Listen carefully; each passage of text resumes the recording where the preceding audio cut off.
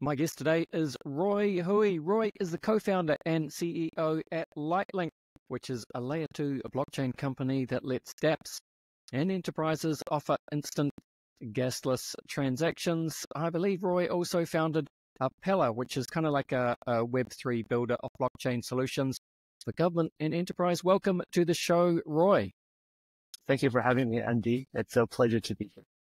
Pleasure to have you here, Roy. Let's do what we do at the beginning of the show. It would be super cool if you could please introduce yourself, really. Would love to hear some of your personal and professional backstory. Yeah, what has led you to founding Pellar and then LightLink? Yeah, certainly. Thanks for asking this question. So I first found out about Bitcoin in 2012 when I established a social network for video gaming communities. It was in the very, very early days of Bitcoin. And when I read the white paper, just found it tremendously interesting. Always thought it was one of the technologies that's going to change the world. I've been in the technology industry for the past 30 years, and I've seen a lot of different technology, from internet, mobile computing, and various other things. Always thought blockchain was one of those technologies that's going to fundamentally change the world, just like many other technology has done in the past. So with that level of fascination, during the first ICO boom in 2017, we created a blockchain solutions capability called Pellar, and we built, technology at the time, digital wallets, asset exchanges, tokenization platforms, things of that nature. And that capability eventually evolved to NFT solutions. So we built a variety of different NFT projects with the likes of Australian Open, USGA, and various other, games and entertainment related properties. When we were building solutions on top of layer 1 blockchains, we saw the limitations of the blockchains in terms of cost, in terms of latency. And the infrastructure layer was largely absent in terms of how can we utilize this technology in the real world. So, for example, when you walk through a ticket gate at a tennis event, or when you're conducting payments or playing, using this technology for in-game assets, that infrastructure was largely missing. So we roll up our sleeves and go, okay, let's build a level 2 enterprise level blockchain that can really address the real world applications and take our industry to the next level. And that's essentially the genesis of LightLink. And everything that we do, we try to look at where the world will be and build technology for that direction in terms of how can we bring on more users, more developers, more enterprise customers, and so on. Yeah, fantastic. Very well said, Roy. So, yeah, I mean, just to expand a little bit then on LightLink. So the idea is, yeah, it's a layer 2 blockchain on Ethereum. So you want to enable gasless user experiences. So I guess you kind of just, helping the Ethereum community and wider use cases scale just to make it easier for various use cases and enterprise adoption. Right, Roy? Yeah, exactly right. I think from a Web3 ecosystem perspective, that's exactly right. We want to offer instant DEX swaps, frictionless, gasless transactions when you send a ERC20 token. We want to enable more DeFi, GameFi projects to innovate in this space and remove a user friction from this equation. But a lot of our R&D and innovation is deployed around where we think the world is going to be, only Web3. And if we believe this technology is really important for our world and the future of our internet, our humanity uses Web3, uses blockchain as a core infrastructure technology, then there are plenty of things to do. For example, authentication of encryption, how do you store seed phrases, what kind of browser plugin do you use? We're trying to build capabilities with a narrative of abstract everything. So how can we introduce better gas abstraction, user abstraction, chain abstraction, and all of those things to make more users use the blockchain, more enterprise use the blockchain, more developers? Yeah, Well, there are a number of other teams or a number of other layer twos across crypto, particularly on Ethereum, as you'll be very well aware, Roy. So, given I suppose, the crowded state of the current layer two environment on Ethereum, maybe just, talk to why you and your team see LightLink as probably one of the better layer two solutions, if you like, which is, I'm sure that's how you think about these things. Yeah, exactly right. And that's a point of differentiation as well. There are fantastic layer twos out there, Optimus and Arbitrum base, so on and so forth, that provides a scaling solution on top of Ethereum, and fundamentally doing the same thing. So that might be DeFi, that might be, Web3 gaming, and things of that nature. We want to differentiate from an enterprise perspective. So helping financial institutions, media companies, sporting organizations to explore around the Web3 landscape and understanding that technology and rolling that technology across the organization into the user base to bring real-world application, real-world solutions into this ecosystem. And I think the existing Web3 crypto native ecosystem is fairly small. We have a few 100,000 crypto natives, a few thousand developers. But if you look at the world from a larger lens, there are billions of people who are using digital systems. There are billions of sporting fans. And that's more of the target that we are going towards. And it's for our partners, because we can't do it alone. We need to work with, the leading sporting organizations or entertainment industries to tap into that audience.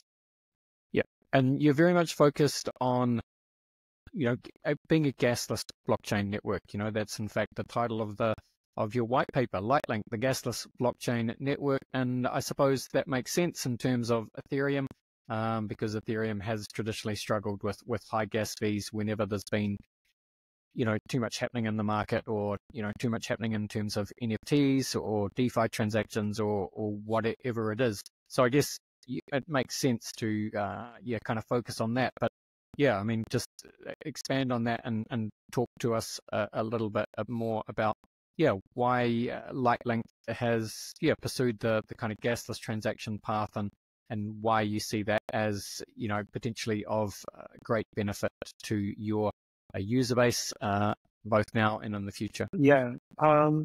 We chose layer 2 as a technology to be building from. And when you look at the traditional economics in a blockchain, using gas as a transaction fee for a transaction, and therefore when the network has important properties around security and decentralization, it totally makes sense in a layer 1 environment, right? Because you need to decentralize and have incentives in place and have enough security in place.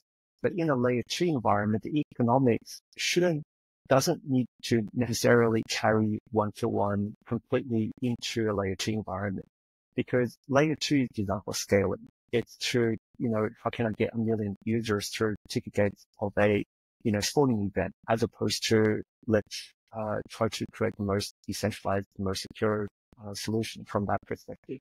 So in a scaling solution, carrying the same economics might not make that much sense, especially when you're using data availability layers like, blobs on Ethereum or Solidity in our case.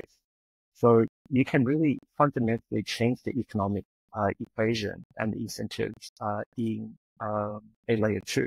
So instead of paying per transaction, what we are trying to change this into is, yes, you can do that if you want to, but we have this enterprise gasless mode where an enterprise customer can prepay gas on behalf of the users, and they pay it in a more predictable fashion. They pay something that's more familiar to them, like AWS monthly subscription, as opposed to per transaction without really knowing how much that transaction would cost. Because in a layer 1 gas environment, when you denominate the gas transaction in ETH, the value of ETH, is highly volatile and speculative. So when you say, I want to have this ticketing event or this sport memorabilia or, this video gaming experience, and the transaction fee might be $10,000 or $100,000, right? Because the underlying asset changes and also congestion changes, right? But in a layer 2, you might not have the same congestion problem because you're using a scaling solution, and actually doesn't make sense to use a native token that's a volatile asset as opposed to a stable asset. So we thought about this low and hard and decided to offer 2 solutions. You can go for this model if you want to, the enterprise can do something else. And the reason why we did that is it matches to the real world. So AWS, for example, works with that economic model. So it's a lot better known. It's a lot more predictable.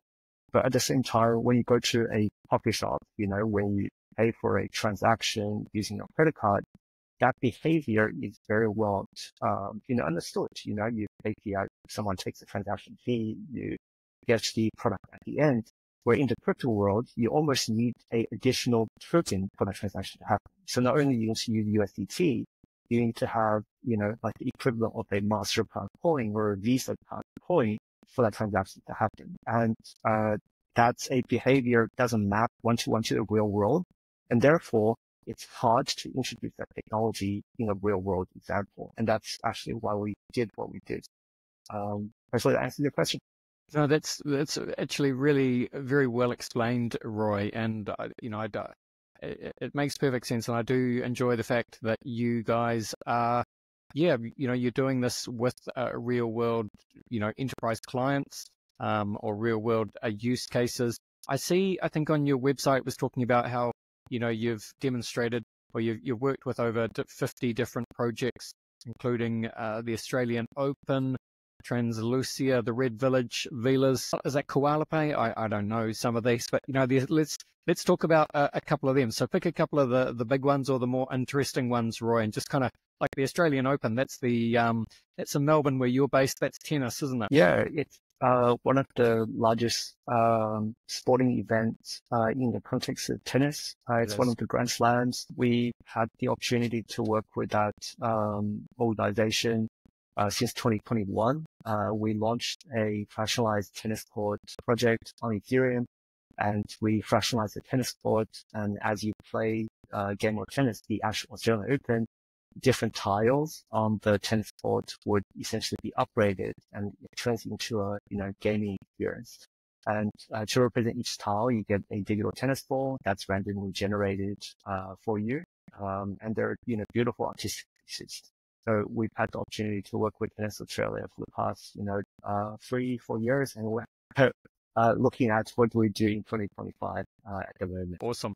So, and as well as, doing all these amazing different projects, that's obviously going to slowly raise the profile of LightLink and make it, a little bit better known, I suppose, in the Ethereum developer community. So maybe just talk to, for any developers listening, and speak to the developers as to why they should come and look at what you guys are doing, and just how do you go about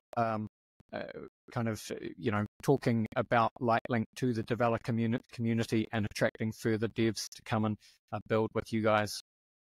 Yeah, sure. So there's a few interesting conversations here. One is for a existing Web3 developer, right? Solidity EVM ecosystem is probably the largest ecosystem out there.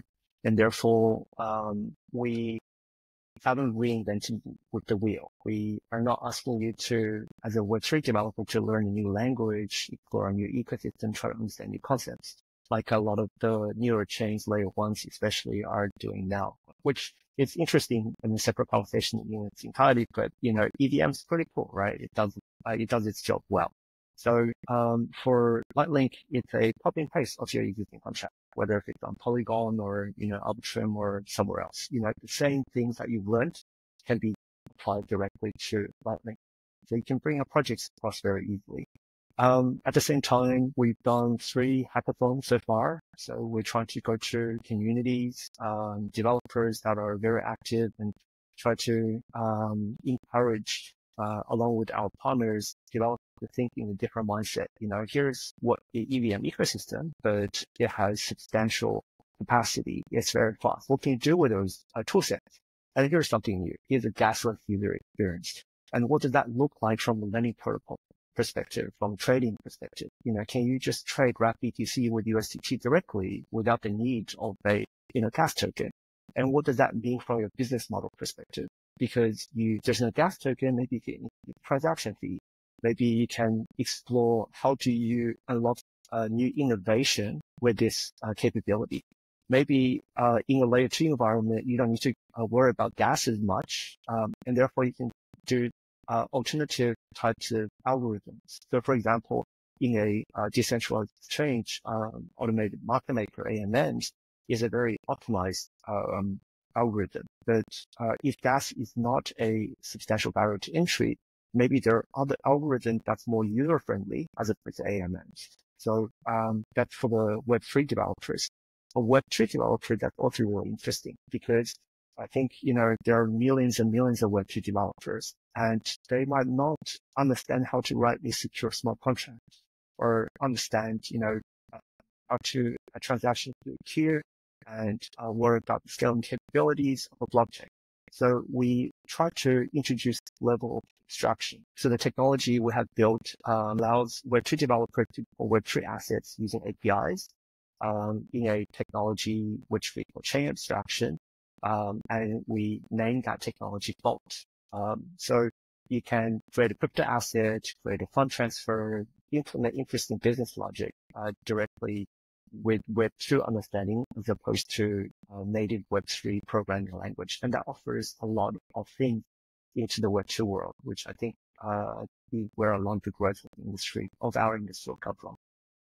Yes, indeed. Thank you, Roy. And look, developers, the website, of course, is just lightlink.io.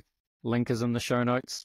But just bringing it back to, I guess, consumer experiences, Roy, because really, that's what it's all about. We want to drive Web3 adoption, right? We want to bring that next wave of users in. And I couldn't help but notice that, yeah, there was something announced quite recently. You can fill me in, but it involves Lamborghini. Of course, one of the world's premier exotic car brands. And then, yeah, there's Anamaco brands. How do you say that? And yeah, you better pick up the pick up the story here, Roy. Lamborghini. Sure. Yeah. When Lambo, right? It's from a Web3 perspective, it's probably one of the most exciting names to symbolize you made it in the Web3 industry. But as a auto enthusiast, it's a brand that you started playing around with these Matchbox cars when you're 4 years old. It's a very iconic name.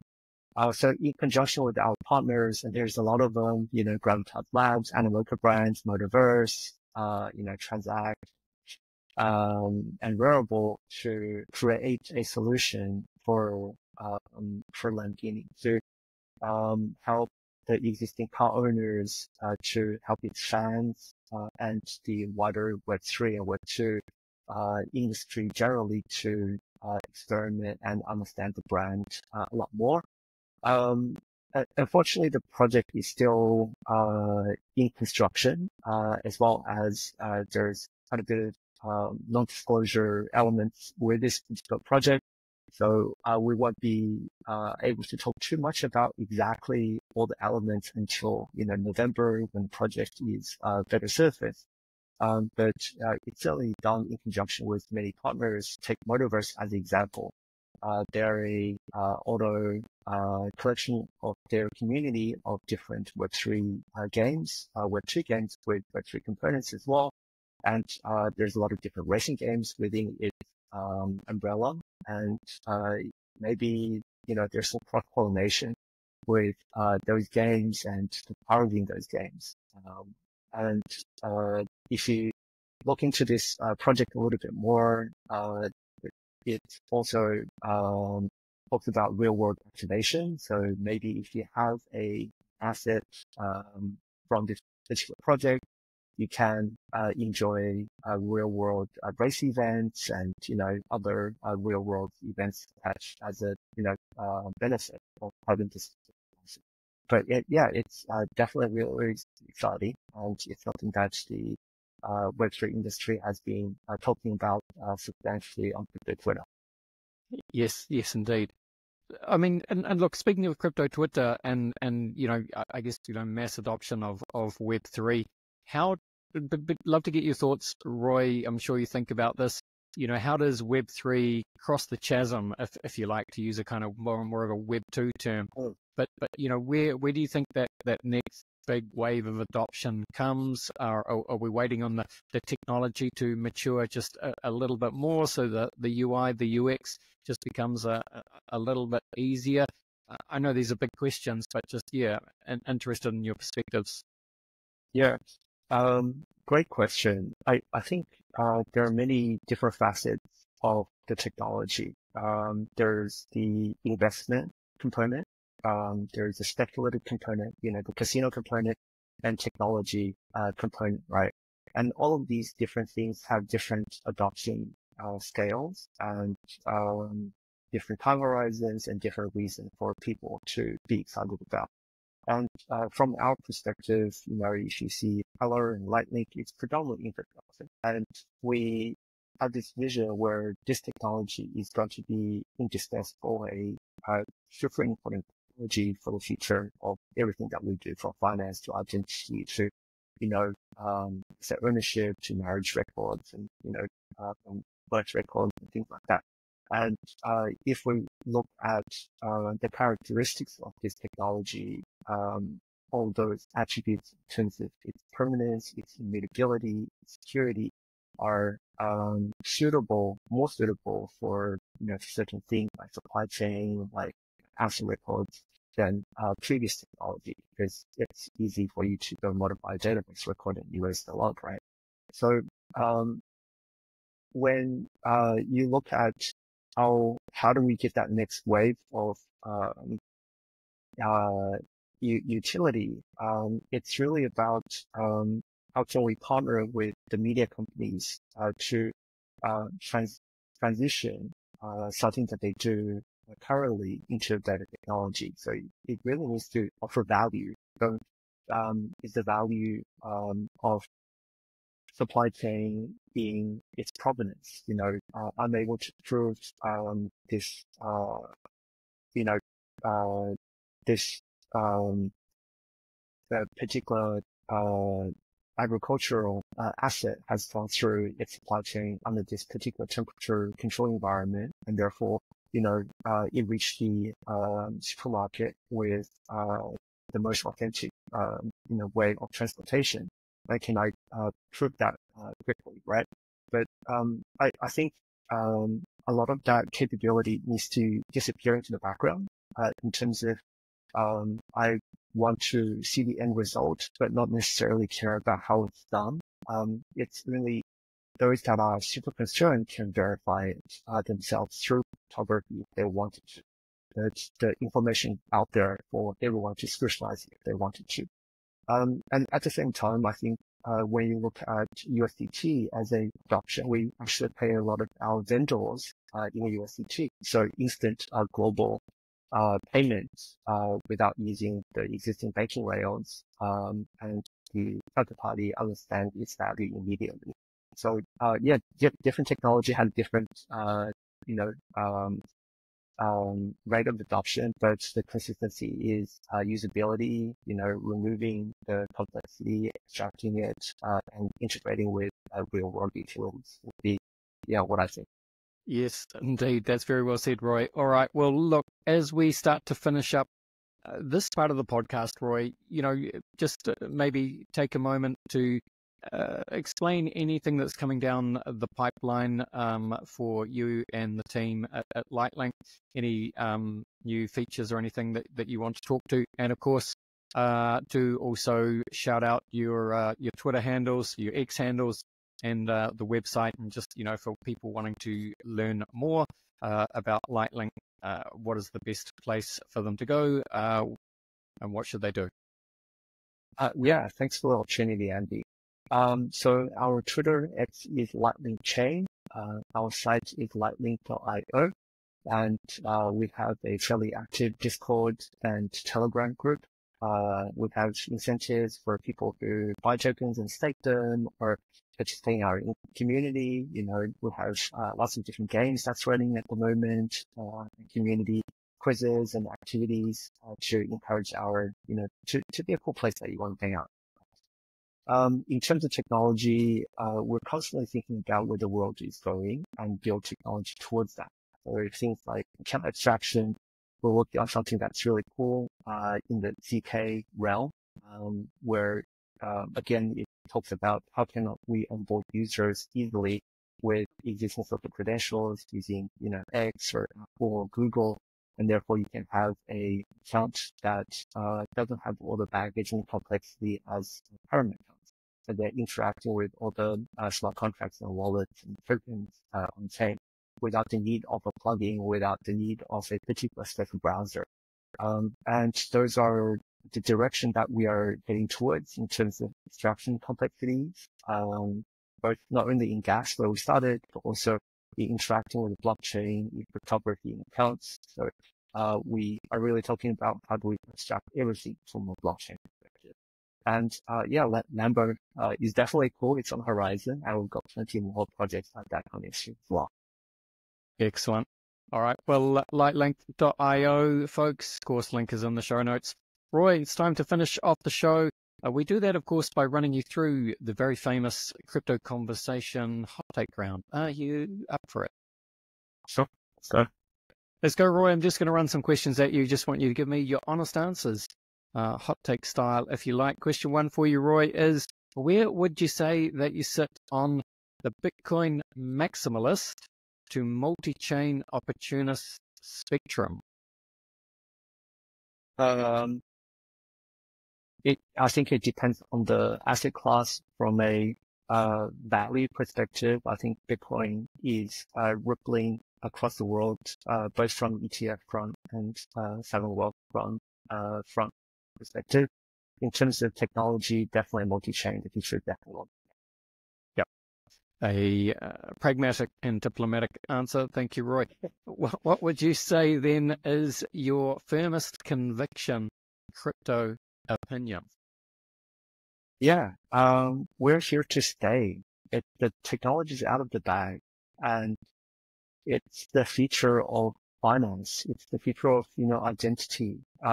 If you have to build a new bank in 2024, 2025, I'll be using, you know, crypto rails instead of Swift and many other technology that's probably built using 1970, you know, fundamentals. So it's a infrastructure technology, and it's like many other similar technologies like internet mobile computing. It's well established, and it's going to be important participant in the technology. Yep. Very well said again, Roy. All right. Well, look, Bill Gates famously said that we tend to overestimate what we can accomplish in 2 years and underestimate what we can accomplish in 10. So, you know, you've talked about this idea of trying to, you know, be where the world is going, or think about where the world is going to be in 10 years' time. So if that's the case, anything you like here, you know, LightLink, the web, what does it all look like in 10 years' time? Yeah, 2 years is a very long time horizon, especially when you look at the accelerated pace of AI, right? Sure We is. are in conversation with a few smart city projects, and they are tremendously interesting because it looks at from bottom up perspective, how can we build a digital financial infrastructure that spans into all aspects of life. And projects like that with high conviction budget and thinking is looking at how does that world become open and composable and transparent and secure, and Web3 will comes into that equation. So I think we will have a two speed progression here in the West. You know, the technology might not be as leapfrog, so it'll be incremental changes until that programmatic money capability trickles in from CBDC projects and institutional projects. But in newer places where they're considering how do we build a new economy, Web3 is in the heart, is in the center of that. So in 10 years of time, I think both streams would be very well established. And when you look at a financial transaction, it will be hard to ignore this technology. Yes, indeed. Very well said, Roy. Okay, well, look, another way of thinking about this, of course, comes from sci-fi author William Gibson, who famously said that the future is already here, Roy. It's just not evenly distributed. So, with that in mind, can you think of an example of the future being here right now, but most people aren't aware of it yet? Interesting question. I think a lot of that thinking has gone through to AI in terms of large language models. I'm encouraging all of our developers to use Cursor as opposed to VS Code. So there's so much knowledge and capacity and productivity that I think is underutilized by all of us, and it's there for us to amplify, right? But how does that cross over with blockchain, with crypto? I think that has been a Pandora box we are afraid to open, but we should try to explore more around. I like it. All right. That brings us nicely to our final question, Roy, which is, what is your favorite science fiction, a book, film, or TV show? Yeah. So Red Mars by Kim Stanley Robinson is one of my favorite sci-fi books. It's very utilitarian. Talks about a group of engineers goes to Mars and try to build the new world. And it's really cool at the same time because it allows us to think, what does building a new world look like without all the baggage or restrictions? I hope that it will be turned into a TV show because I think there's a lot of, ammunition there because, it's a trilogy, all the way from Red Mars, Green Mars, Blue Mars.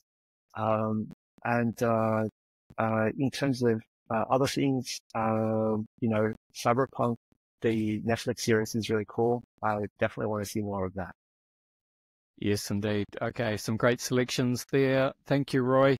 Look, we reach the end of the show, really. So, look, just again, please do share your X handles, and again, shout out the LightLink website, and make the case for why developers should come and take a look and build on LightLink. Yeah, thanks, Andy. So LightLink.io, LightLink Chains, our X handle. My handle is Roy Hui, ROY-HUI. And I think the world is really big. Opportunities are everywhere. We don't really need to build on with data. We can look at all the problems that we can solve. And Andy, just coming back to the project that you spoke about earlier, KoalaPay, it's a international charity project. It uses blockchain to improve the supply chain and transparency of global aid, right? Which is a application of the technology that's not necessarily someone would start from, right? So I encourage not only Web3 developers to look at what can you do with, more abstraction, what can you do with better usability, but also Web3 developers to look at how can we bring transparency to global aid? How can we bring driver's license? How can we do better payments, but with built-in loyalty models and rewards, and look at cross-chain, based distribution of, liquidity. All of those are great problems to solve that you don't necessarily need a Web3 background to get into. So I'm super excited about where we'll be, in 3 years at a time or even 10 years at a time. Me too. Super excited, Roy. Thank you so much for coming and spending some time with us today. It was a pleasure chatting to you. All the best, Roy, and bye for now. Thanks, Andy. Thank you for having me here. Cheers. Bye.